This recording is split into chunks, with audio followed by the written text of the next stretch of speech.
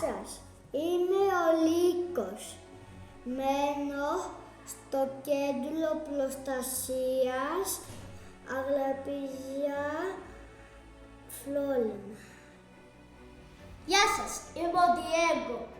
Ζούσα στο πάρκο προστασίας Αβόρα και μένω στο κέντρο της προστασίας στη Φλόριντα και έχω άσπρο χρώμα εγώ. Ξέρετε, από ότι είμαι δυνατό ζώο και έξυπνο ζώο. Ζω μόνος μου, τα άλλα πάντα τα αγέλα. Ουρλιάζω όχι μόνο τη νύχτα, αλλά για να μαζέψω και την ομάδα μου. Θα το πιστέψετε, λύζω πιο καλά από σας.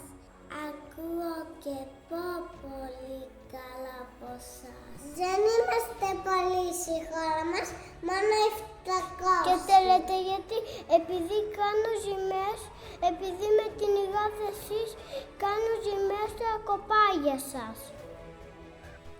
Είναι δύσκολη στην ύπαρξη Λύκου και ανθρώπου. Δημιώθηκαν τα δάση μας και γιατί κόψατε τα δέντρα και δεν μπορούμε να βρούμε το φύ.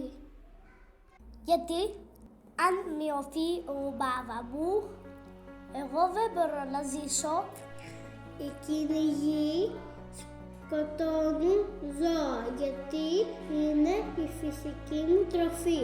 Είναι όμως θετικό πως πλέον είμαι προστατευόμενο είδος και τα τελευταία 20 χρόνια στη χώρα μας και στην Ευρώπη εμφανίζομαι ξανά σε περιοχές που είχα εξαφανιστεί.